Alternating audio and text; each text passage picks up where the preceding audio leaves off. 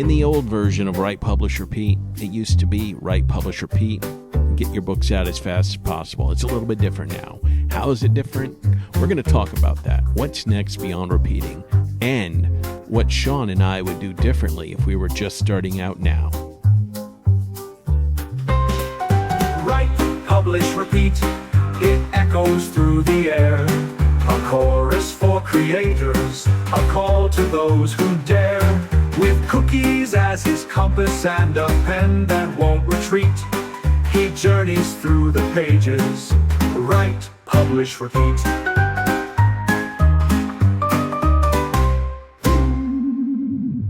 Hello and welcome to Write, Publish, Repeat, episode 9. What's next beyond repeating? So this first season of Write, Publish, Repeat, we've aimed at new writers and walking you through the process of writing your first book, or maybe you've been around for a while, but you just want to make it, you want to streamline. So this final episode of the season is about, you got your book done. What now? What's next? And we've got Sean Platt with us. No guest today. It's just us. They've turned on us. No one wants to be on the show anymore. Yeah, we called around like, no, thanks. No, we just wanted to make this. That's not actually true. We planned this one out, and we actually had a fake version of this one yesterday. So we got on, and we didn't really have the topic ready, and so we rebooted. Dave went back to the drawing board, and we came back today because the question is, the repeat model isn't what it used to be. And so how does that change? Because it's not 2012 when, Write, Publish, Repeat was very straightforward. A lot has changed in a decade plus. And so the question is, how does repeat work now in 2025? What are we repeating actually? Like, are we slowing down the process of, getting books out? Are we spending more time on the other stuff? Yes. All right. Show's over. All right. Thank you. It's been a great first season. So there's two things there. I never stopped producing. So there came a time when for Sterling and Stone, it just became less profitable to focus on standalone books that I kind of wanted to write. It was all about series. It was all about KU. And I've written my share of series and I've written my share of KU for sure. But just the stuff that is, like Sean Platt books that are books that I would define as books that I would write for free, and is it the Realm and Sand sort of like big out there sort of things are you talking about? Or yes, but really anything. So I love writing shorts because you can just kind of like jump in and explore an idea, but it's hard to market shorts, right? How do you do that effectively?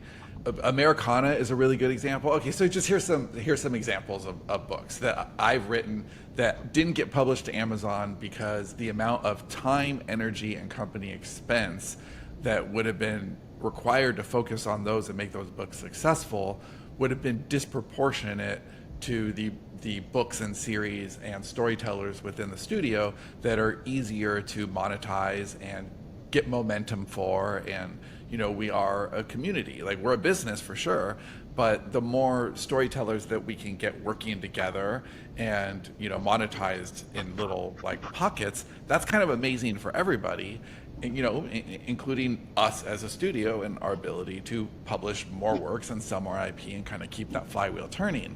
So Johnny and I have known this from the very beginning, that being genre hoppers with only our names, as the common denominator or some themes, a particular voice, that's a very difficult way to grow algorithmically for sure. But it doesn't mean that I ever stopped thinking about those stories. Those are the stories I actually want to tell. That's why I got into it, right? There wasn't there were algorithms in play for sure when we first published Yesterday's Gone, but it was a totally different thing. The amount of competition was totally different, and the machine learning wasn't what it is now, and there wasn't like Amazon ads. Facebook ads for books weren't really a thing. So and that's kind of all the all the behind the stuff things you were talking about a moment ago. Like we couldn't put all the expense, we couldn't justify all the expense of the other studio stuff. That's what you're talking about, like the ads and Yeah, so here's an example. If we have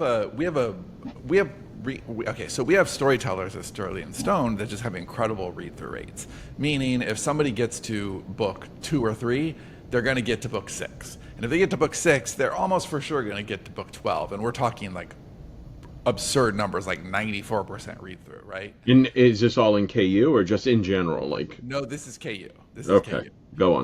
But that means that you're going to, it's earned, right? So if you know that the average reader is going to get through this series, then book 1 gets cheaper and cheaper and cheaper and cheaper to market, right? Even if your ad cost goes up, it doesn't matter because the value of your customer is just so much higher. Contrast that by one of my favorite things that I wrote in 2023 is a book called Americana. Right now, at the time of this recording, you can get it for free on the website and on specifically my site. It's seanplatt.net/Americana. So if you're curious about this book, you can download it for free there. And it's always available on all the YouTube videos that we drop. But it's not really, I'd rather give that book away than try and sell it on Amazon. But it was a big idea book. I was watching this documentary about the Amish trade and just like, basically tourist trade up in some of these Amish communities and how there's just rampant sexual abuse and it's ignored because it's inconvenient to disrupt the tourist trade, which these communities depend on. And so, like, how do they justify looking the other way? Well, because that's just the way it was back then. And I got kind of obsessed with the idea of like, oh, well, man, what if there was a theme park that just celebrated the way things were back then, except the way things were back then is right now, and it's 150 years in the future. So we have like, we can remove ourselves and look with some perspective. Oh, and God. like that's a really cool premise. So Americana is a theme park. So it's like Is this a thriller or satire or what? It's a thriller. Okay. And I would have actually made it more satire, but Bonnie had a heavy hand in this book, and she's like, you need the right container for the reader to, get pushed through. And so there's a liaison from the Commonwealth, which is visiting the free frontier states. So it's 150 years in the future, and we're all like up in Alaska now because the It's like Jurassic Park, but without dinosaurs. America right now is arid. So we're all up in Alaska, and it's divided. It's the free frontier states and the Commonwealth. And so Diana, the main character, is a liaison from the Commonwealth, and she is taking her family on a vacation to the free frontier states, and they're visiting the Americana theme park. But she's really there on a diplomatic mission, but her family doesn't know this. And just from the moment you pull up to this theme park, it's obvious like what's happening, right? There's a restaurant called Monroe's where every single waitress is dressed like Marilyn Monroe and done up in full Marilyn Monroe. And so there's just like it's kind of immortalizing American culture, but like the things that are really fun and vibrant and not the inconvenient truths. And so we got skinny Elvis, not fat drug addicted Elvis. Yes, it would be a skinny Elvis. That's very, very good. So I love this story, and conceptually I think it would make exceptional film or television. It's that kind of IP, but I'd rather just give it away and get numbers on it and not really play the Amazon game. And so that was the way I was approaching it, for basically the last year or so. And then when I got back from Author Nation, I'm like, oh, well, this could be something that we sold directly. Like it could have a really cool edition. Like it's the kind of thing that could get true fans for sure. I just don't want to work that hard to get such limited results. If I'm going to only have smaller results for a book, I want a deeper connection then. Like I want to make that trade. So essentially, I never stopped writing. When I got back from that trip to Belize, and I wrote 6 dick bags in Belize, when what's another one? The one that's out this month, Plot 147. Yeah. That was me and Catherine were just passing this story back and forth every day. I'd write a chapter, she'd work on the chapter and give me some notes for the next chapter, and we just wrote this thing because we both had a lot of work that we were doing, and it was kind of an escape. And so those things now have a place to go. Like I can think about it differently. And ever since we started this year and we had the commitment, let's hit YouTube every day, it's we're we're looking at the landscape of what can we put out, and there's a whole bunch of stuff. The book that's coming out next month is Six Dick Bags and Belize, but the month after that is a book that was written a few years ago and not even under my name, and because, well, oh, that's super literary and that's going to affect what we're trying to do with your name. Well, it doesn't matter now. So I'm going to sell that book direct. I'm going to put my name back on it, and it's one of my favorite things I've ever written. It's actually Bonnie's favorite book that she's ever participated in, and it's really cool to get that out there. So I think in this post-repeat days, you have to think differently about what repeat means, and it's not just doing the same thing over and over. And that's what rapid release, the era of rapid release, was about. Hit your genre and your market every single month until you burn out, and like or you get so successful that you start to resent it. Like even the good stories were sometimes like, oh, right? And I don't ever want to be in that situation. I want to be in a situation where I feel really passionate about the work that I'm doing, because otherwise it's just a job. Like I don't want KU to be a job. I want the things that I do to be rewarding. I've talked to many romance authors that do very, very well, and the number of them that don't want to write romance, like they want to write some other thing, but they know it won't sell as well, and they feel sort of enslaved to that genre. So what you said, like, you know, it just made me think of that. It's shocking. I mean, and I do agree that it's more so in romance than any other genre. But I mean, we have a client base of people who we're carrying on their series because they don't want to do them anymore. They're like, this is lucrative. Every time I put out a book, it makes money. I don't want to write those books anymore. And it's like, I think an author can easily get bored with their own stuff. So it's not a condemnation of the story or the genre or any of that. It just like, some people are just ready to move on to something else, right? Some people are absolutely ready to move on. And also some people, like the genre that they're born to write is not the genre that they had success in, right? Or that, like, it's very, especially if you're going into the space in a right to market mentality, you know, which I am saying as a positive term, you know, like, hey, I'm thinking about this as a business. I'm going to write to market. I'm doing my research. Here's the areas where I can write to market. So I'm going to do this one. And then you do that and you're successful, but you're not really enjoying it. Like you're writing, and writing is definitely better than pouring concrete, unless you pour concrete and that's your thing, which is awesome. I'm not judging pouring concrete. No, it's a bitch of a job on your body, man. Like, yeah, for me, my dad's done that. I wouldn't want to pour concrete. I really like writing, but if I'm writing things that I don't really care about, which I have done, of course I have done that. I've done that many, many times. And it's not like I did it and then learned not to do it. I've done it as recently as a year ago, you know? Right. So that's just, it's part of figuring it out. The difference is I don't stay there. Like if I experiment with, you know, some KU stuff, I don't know if I don't want to say the name of the book because it just doesn't matter. But there was a book that I wrote kind of like on assignment because it was for a specific genre and I could fit the pen name, and I did it. And I was so miserable. I was so miserable writing this book because the genre itself, like, just put characters in positions that I didn't really enjoy, like writing them into or out of.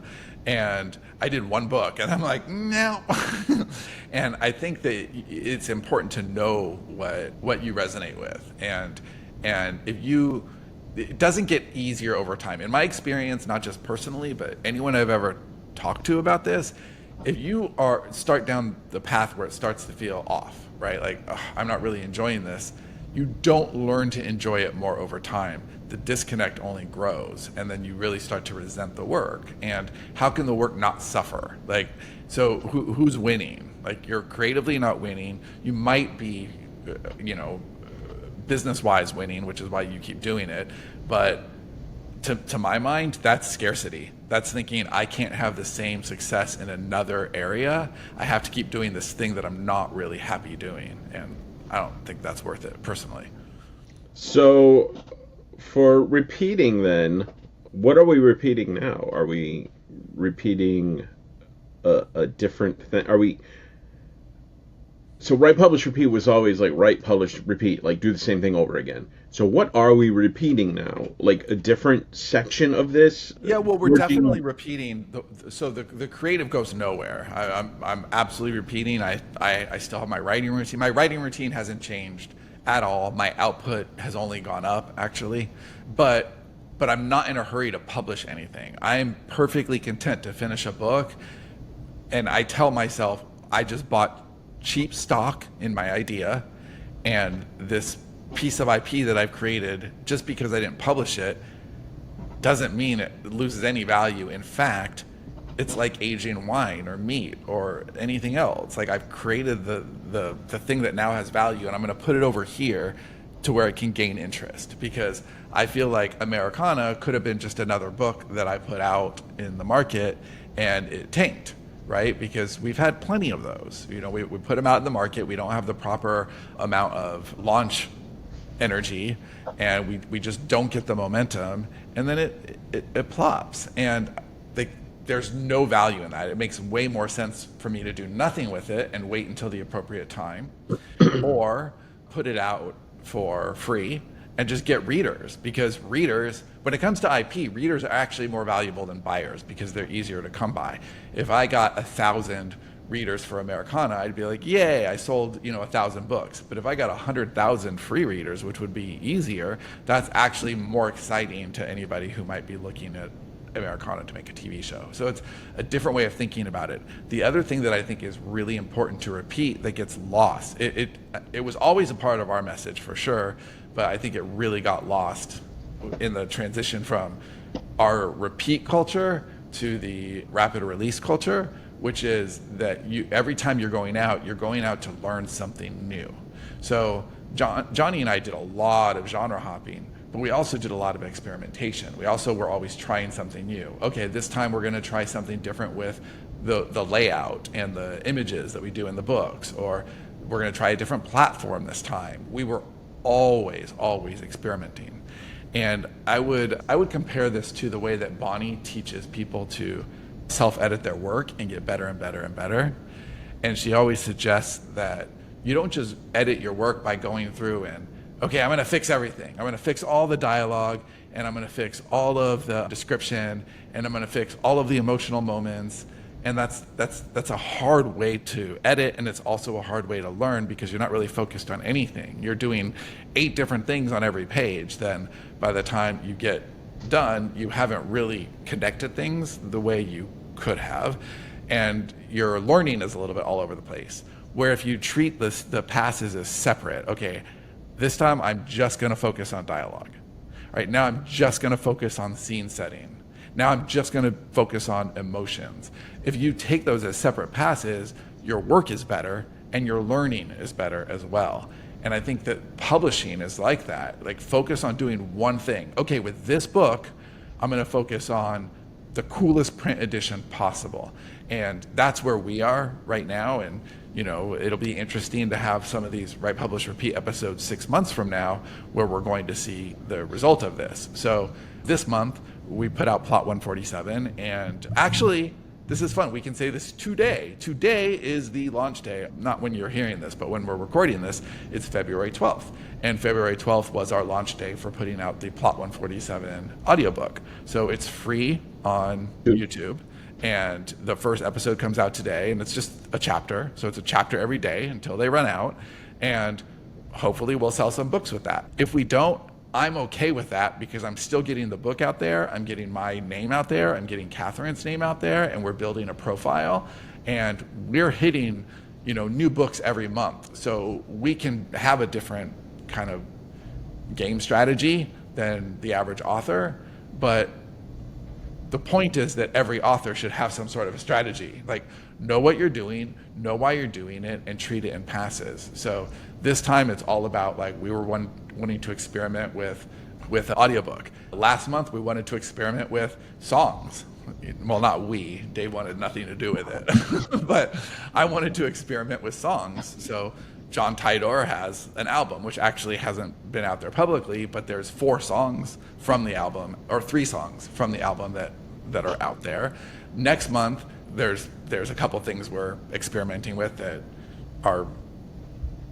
we're still figuring out, but every month will be new things. And we've also experimented with book trailers, which we haven't done in many, many years, but now that we're on YouTube, we're trying something different. And our direct sales site is still so new that we literally just put a shopping cart in yesterday. So there's really not much to report there. But the point is that we started this year knowing that we were going to do that. January, it was just about getting live. And so we didn't have a direct sale. The second book, here's how we're repeating, right? So every month we're doing something, but we're not just doing the same thing over and over. If you're repeating by doing the same thing over and over, right now in 2025, you will not get results. You will be, you will be laughed over and over. So in January, it was just important to start the flywheel turning, get the YouTubes going. And if we had waited until we had a perfect website to start getting on YouTube, we still wouldn't have either. And so now we have some YouTube traffic. It's not a lot, but it's there. So now let's get a site up. And now the site, as of today, it has audiobook for sale and actually it doesn't have an audiobook for sale. It has audiobook for free and an ebook for sale. We don't have print yet. We haven't even started to figure that out because we're, doing this little piece at a time. But next month, when our third book gets out, I'm sure that we will have print available, and then we will also be able to go back and add print for Plot 147. And by the time our fourth and fifth and sixth book, whatever comes out, we have really big plans for books in September, October, and November. And by that time, we'll have rhythm. We'll know what works. We'll be able to do some beautiful print editions for those particular books. Americana is slated to come out on July 4th because, of course, it is. And actually make it for sale for the first time instead of just being a giveaway. And I would love to do something really cool with like a hardback edition for that. And if we tried to do that right now, it would be stupid. But if we did that after we already learned 3 books before that, how to, iterate, I think that's what's important, is that the repeat includes experimentation, it includes being bold, it includes asking yourself questions and like pushing what you can do, because it's like stagnation is always going to kill a career. Now, a lot of what we're doing is intellectual property play, like to get interest from Hollywood and stuff, where we've already sold scripts and we have inroads, we have an agent and all of that. For a lot of people that are just starting out, though, that might not be, what their goal is at the moment. So in what ways could they apply a version of what we're doing to like building readership or whatever to push forward? I think that maybe a great way to reframe this question is, what would I do if I was starting right now? Because, I actually, what would you? That's perfect. Let's pretend that that's what you asked just now. Because, yes, that is exactly what I did. Because I think that that's the real question. Because yes, it's easy. It is easier for me in some ways. I have the muscle memory to write constantly. I also have such a back catalog that I'm not afraid of just stacking stuff up. I've ghostwritten for enough people. I've written for enough things that didn't go anywhere. In addition to the things that had the success I wanted, I had enough things that didn't. So I'm not like attached to any project. So again, I'm doing the things that I would write for free. It's okay if they go in the And you write a lot of stuff. And I write a lot of stuff, right? Like it's part of how I think. It's part of how I process. So that's just easy to do. But if I was just a side tangent here. I wonder if at the end of the day, when your career is over, will you have written more than any human ever? I feel like that's a legit, you could do it. Yes. Okay. I think that if AI hadn't come along, then yes. I think that's very possible. Like I'd at least be in the top 10. It's very hard to say what people are doing around the world. And there's like, you read these amazing stories about like, there was this guy who had done this, he'd spent his whole life like building this giant fantasy epic world that never went anywhere. And this, there's just I've neat seen stories. That. And I don't know that. what people are doing, but yes, I have written an ungodly amount of things, and I really love the process. So I'm not looking to create less. but I'm looking to create smarter. I'm looking to partner with different people so I can make different things that I couldn't make myself. And so, yeah, I've developed a lot of confidence in what I can do and what it needs to, how it needs to perform to make me happy and all of that. And if I was just starting out, I would not have that.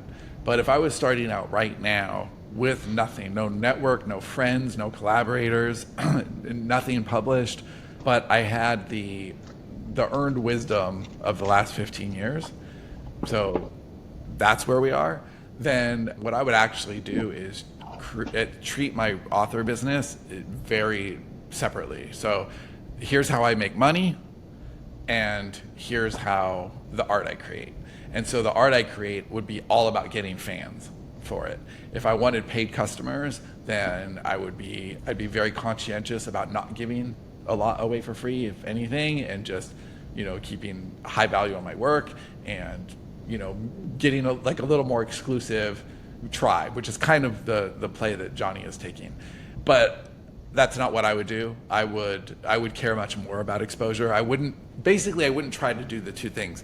So in the artist and author Johnny camp, it's I want to be an artist author. I want to be the author, and I want to do it on my terms, and I want to be well paid for my work, and I'm going to do all the little things to make that happen over time, even though it's not fast.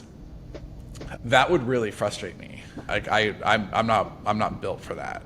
I want to make sure. Johnny's over there turning butter into stories. Yeah, it's a little slow, and I would rather have exposure.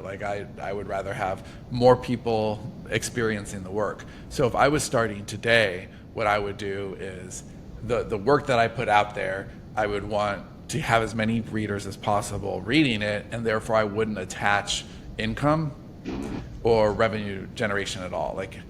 This goes back to the time. This is obviously something broken in me, right? Remember when I used to say Sterling and Stone is not a revenue generated business, and then I crashed us into a wall, right? So, yes. I get why, but I would be smarter about it now, and that's the thing. I would say, okay, I'm doing this on purpose. But the difference when I said that with Sterling and Stone is we weren't actively doing things to fill the coffers. We were thinking we can all create the art we want, and in the end, it will matter. We were a lot of butter churning. Yes, and that's not true. So if I was to approach the same situation today, I would appreciate that they're two separate spaces, and I would have the things that I created because I wanted a fan base and I wanted people to enjoy my art, and I wanted to enjoy making it, right? So there's that whole pocket. But then over here simultaneously, I would try to stay in the author space as much as possible, and I would ghostwrite, or I would write emails, or anything that I could do to use words to continue to make my living, so that I'm always sharpening the axe. I'm staying in it. And in a way, that's what I've kind of always done. So it's not a surprising answer, but I think that a lot of people, they don't really approach it that way. And if you think about it, that was the first product that I made that I never sold. Remember Sales Letter Sellout? So for those of you listening, Sales Letter Sellout was, I had done a lot of marketing, ghosting, like course builders and stuff, and I knew how to do it, and I knew how to sell it. And so I was like, okay, it was the first summer after I was creative director for this marketing agency, and I'd done a lot of this work, and I wanted to build my own. And so the idea, it was called Sales Letter Sellout. And what I did is, it was a 6-video series, and they were long, unedited videos where I would outline an entire sales copy, in front, on my screen, write it, edit it, build the sales page, do all the research, everything. It was 6 videos. I'd never seen anything like this. And I sold, and the product was called Sales Letter Sellout. And the whole pitch was, if you learn to write a really good sales letter, then you could write one sales letter a month at $5,000, because especially the days before AI, somebody who could write sales copy was so valuable. So that was how I supplemented. You could write a sales letter per month and then have all your other free time. So I would just go back to that exact thing. And hilariously, this was a fork in the road moment. I sold 3 sales letter sellouts within the first 10 minutes or so, and then immediately refunded all 3 of them and backed Wow. out. Yeah, and Wow. backed out. What'd you say? Why'd you do that? Because I knew what that path looked like, and That's all you'd be doing. it's all I'd be doing, And and easy you money? it was easy money, and I'm suspicious of easy money. And especially at the time, a lot of it, honestly, I would handle it very differently now. But back then, I was a little bit traumatized because because of ghostwriting work that I'd done, because of some agency work that I'd done, I had seen some things that I really did not like in the internet marketing space, and I just didn't want to be painted with the same brush. I just felt like I just didn't like it. But simultaneously, as I was building this, you and I were talking about the first season of Yesterday's Gone. And so it became a moment where, do I want to build this thing and do this thing, or do I want to tell serial fiction with Dave? And I picked telling Do I serial want to be an artist or a millionaire? Yes, it was. I did choose being an artist over a millionaire. That's a You true story. sucker! But I'm also confident enough to always believe that I'll be a millionaire someday. I want the right path to get there, and so I really enjoy the path, even though there's been some, like, dark forests and thorny, whatever. Like, it's not easy, but as a storyteller, I appreciate the obstacles. They don't bother me. But yes, if I was starting over, I would neatly divide my time between making money and making art and fans, and I would try to find the places where they overlapped without ever confusing that they're the same thing, because they're not for me. So somebody that has a job that's unrelated to writing, say, they work a desk job, 9 to 5, whatever, and it pays all right, they get by. Would you suggest they hold on to that job and write on the side, or try to find a job specifically in the writing space? I think that that's way too individual a question. Yeah. I think that you have to do what makes you feel safe, right? And so I'm weird in that I can feel safe with uncertainty. Yeah, you're Or- crazy. Or You're a true entrepreneur. Like, yeah, like I it's you not jump that- out of the plane before you check the parachute. Confident that you'll figure it out on the way out. I definitely have a history of knowing that I can figure it out on the way down. That's true. I think that as I get older, I get more, what's the word? Sensible? Yeah, definitely more sensible. It's just there's more to risk, right? So it's like that Eminem's line. I think I'm gonna butcher it, but he's like, I used to have nothing to lose. Now I have too much to lose, right? And it is you have that arc, and it's not like I have too much to lose, but like Sterling and Stone went from this thing where it was just you, me, and Johnny fucking around to 40 plus storytellers. Like, that's a lot of responsibility, right?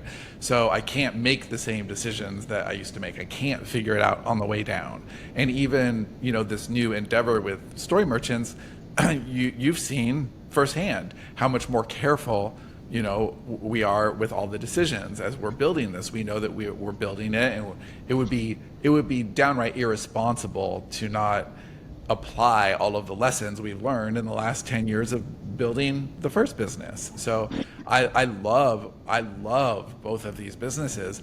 One is small and agile, and one is established and still growing, but growing with like all these roots underground. Like, it's different. And so I think that the amount of risk there, like, you don't risk that. Like, you just make smaller moves.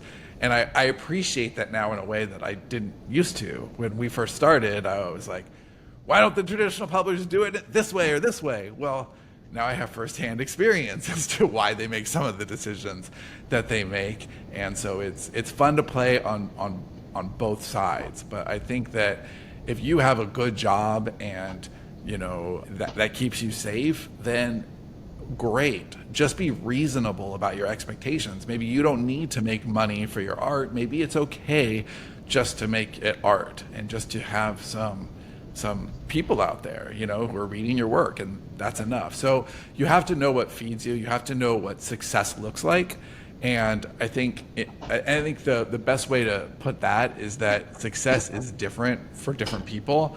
And I think that in spaces like this, where we're looking at what other authors are doing, we're looking at what other creatives are doing, we're somehow making a mistake by thinking that their success is what would make us feel successful. And that's not true at all. So like Michael Anderle is somebody who's been extraordinarily successful by any way that you would measure it. I would never want his specific kind of success. Like I don't. I collaborate differently, and you know, he's had amazing success, but it's not the success that I would want. But that's true of most people who are really successful, because I'm pretty specific about the things that I want to go out and do. So if you just want to like write a book a year. And that's not criticizing Enderle's model. It's just not what works for anybody. I would say like Joanna Penn, who I think is like, Joanna Penn has this amazing life where she's able to kind of toggle her nonfiction career and her fiction career and traveling. She does a lot of traveling and incorporates that into her book. That's amazing for her. Like that's what she's been working for. That is amazingly successful. But I'm more of a homebody than that. I wouldn't really want to I like my cozy little life. I like watching a lot of TV. That success is very successful for her. It's not for me. So I think you have to know what success looks like for you and just be happy with that and do what you can to get there. And then you can always, amplify once you have success. But I think it's very easy to measure what you're doing. And a lot of times if you have a great job and it's paying the bills, then maybe you can reframe it and think, man, I'm appreciative that I have this job that allows me to write on the side.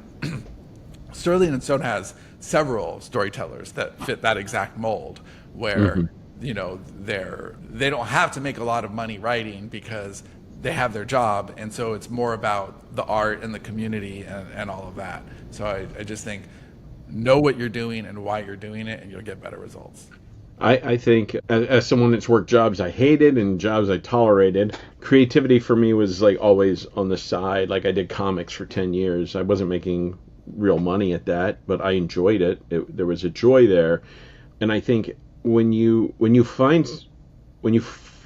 working in the creative career that you have, and if it's not going well, there's a tension there. It creeps into the work. It can make the writing or the art or whatever you're doing that's artistic, it can poison it to some extent if you're not careful. When you have to make a living from the writing you're doing, and that's a large area that's out of your control.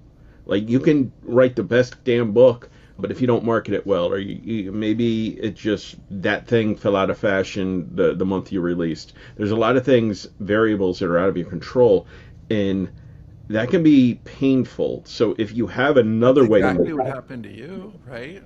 Yeah. So if you have a way to make a living outside of the art you're doing, I feel like you find more joy in the art and the creation itself.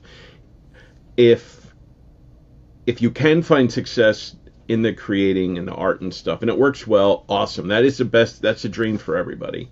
But if there's a way to somehow find a space where you can do both, or maybe work in a ancillary sort of just you're writing, but maybe you're writing nonfiction to make money and fiction as your art, your expression of yourself or whatever. And then the pressure isn't as high on you to make money at that one thing you're selling. And there I feel you're going to write a story that's more you, that's more natural. And it might eventually sell, it might be found, it might be discovered, and you'll get money and all of that. And everything is a beautiful, happy ending. But to take that pressure, and this is just me because I'm less entrepreneurial, to take the pressure off of the actual art into just that's your escape, that's your place to express yourself and find beauty, joy, and all those things. That to me is like the way to do it if you're able. If you don't have a job you fucking hate and you just want to get the hell out of there. So I don't know, that's totally my agree. I totally agree. Did you ever read Drive by Daniel Pink? I can't remember. I read most of his stuff. I don't remember if I read that one or not. It's really good, and there's this whole thing which I think illustrates this perfectly, where they have a bunch of kindergartners, and they have them just create art, just have fun, draw whatever you want, and all the kindergartners love it, right? They just are just drawing beautiful things, pure imagination, turned it in, everyone's participating. Then the next day they say, okay, if you draw something, put your drawing over here, and then you get something from the prize box. And then so everyone draws, and they're like extra happy now. They're like, oh my God, I get to draw dragons, and I'm getting like a whistle or whatever, right? So they put their dragon drawing down, they go and get a whistle. And then the next day, same thing, draw whatever you want, and then here's the prize box. And then on the third day, there's no prizes, but you can still draw if you want to. Now fuck that! Yeah, right. Half the class doesn't want to draw anymore. And it's just this human, like if we don't introduce the value exchange there, the value exchange actually is the art itself, that's great. But you said it, it's like you poison it. As soon as you introduce money into it, or some sort of a gift or a prize, or something that has value now, well, now you're doing it to get the thing. And so now and you're gonna second guess what you're doing. Like, well, how can I get more things? Yes. Or how can I make sure I don't lose things because the last thing I did didn't get things. So it can really fuck with your art. Yeah, I absolutely agree with that. And I think that it's knowing who you are and what you want. And I feel like it's never been easier to create things. It's also never been harder to get those things that you've created seen. It's never been easier to put those things out into the world. But it's also never been harder to get any attention for the things you put out whatsoever. So I feel like the whole write, publish, repeat thing has fundamentally changed in a way that's good. It's been purified. It's like if you're going to go out there and create the art over and over and over because you want to, that's amazing. And after a while, especially if you're diligent about it, you will find your audience. It might not be a huge audience, and it might not be enough for you to quit your job, but it will be enough for you to satisfy you creatively if what you're looking to do is create things that satisfy you creatively and build a small audience over time. And I just don't think there's anything wrong with that. Like, you can be a successful, thriving author and not be a six-figure author. I think those things are totally, totally true. So, for example, let's say my job was being a ghostwriter. Like I don't have companies, but I have the skill. I can ghostwrite. I could ghostwrite, 2 books a year and pay my bills. I'm not a high liver at all, so 2 books a year and I'm good. Your dog food's your biggest expense. Not true. And so he is a bougie dog. He eats good food. So if I were to, just want to create art for a living, then there's nothing wrong with that. I could write a couple books a year, and then anything else that I put out into the world was for me.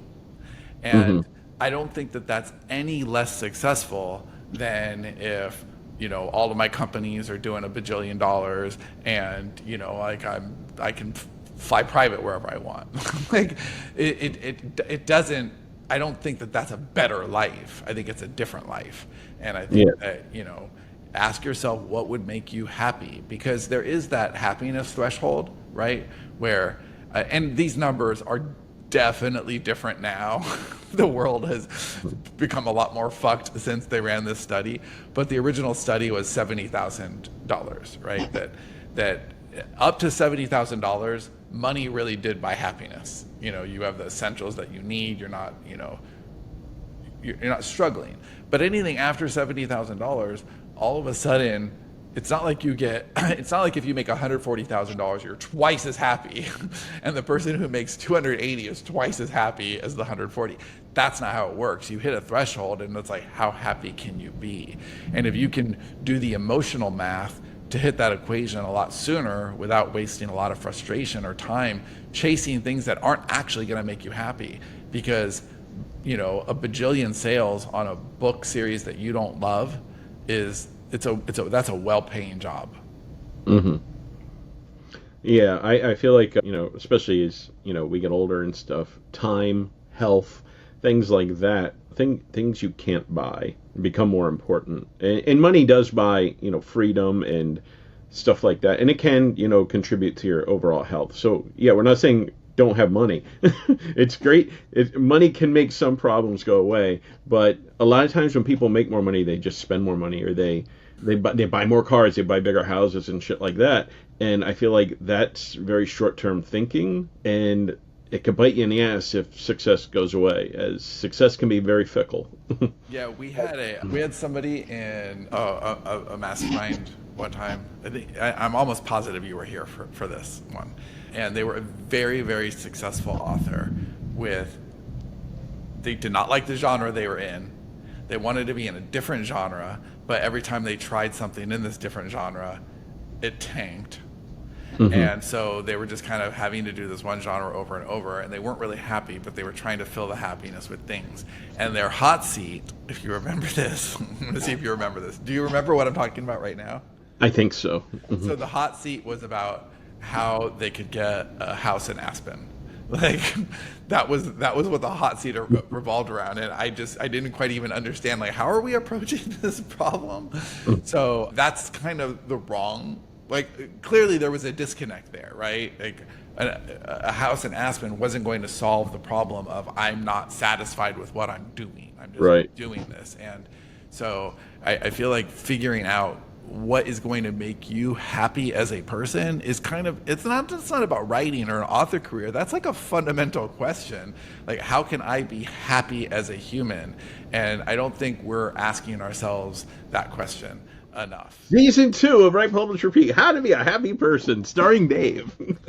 Oh my God, can we do that? Can we do a very special episode, How to Be Happy? When I find happiness, perhaps.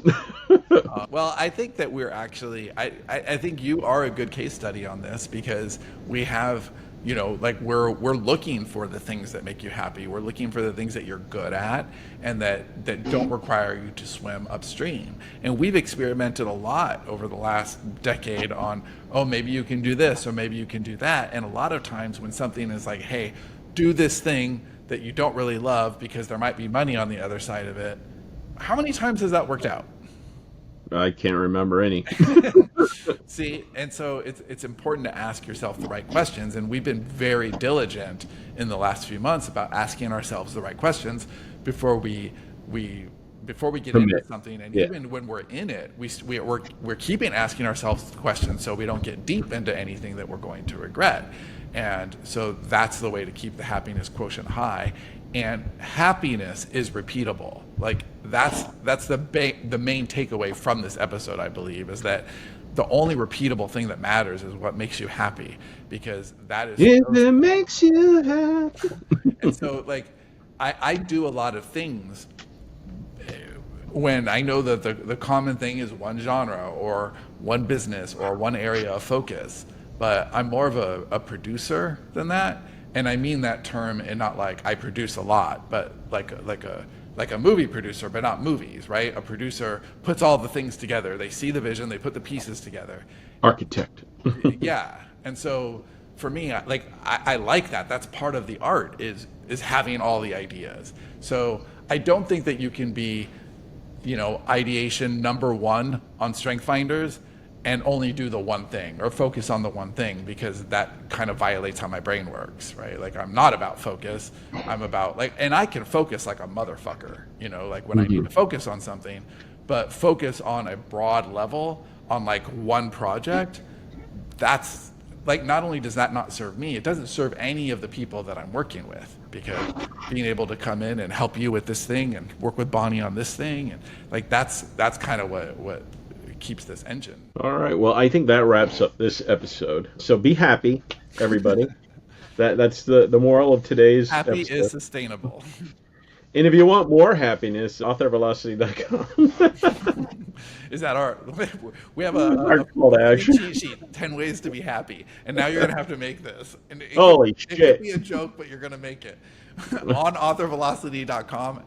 In the next 30 days, you're gonna be able to see Dave's cheat sheet, how to be happy. How to be happy from a miserable bastard. Yes, that's the exact title. Wow. And I believe that we are going to, well, this is the end of our first season, and season 2 is going to get better. So Dave and I are going to Wait, what? We're going to improve? We're going to improve. I'm happy with how this first season went. I want to be even happier because that's sustainable. So we'll sit down and we'll brainstorm what we can do for season 2. And I actually have an idea for for episode 10 that I'll tell you about as soon as we get off the air. Oh, this isn't it? This isn't 9? Isn't the end of season 1? Well, yes, it is. So I guess it'd be season 1. Well, I don't know. You tell me. Okay. That's a mystery box. That's a cliffhanger. We'll see All you right. either in Stay episode tuned. 10 or in season 2, episode 1. All right. Bye. The shadows of the Sunshine State, redacted is his home. Lives a man named David Wright, who pens the great unknown. Diet Coke runs through his veins, a decoy wallet keeps him rich.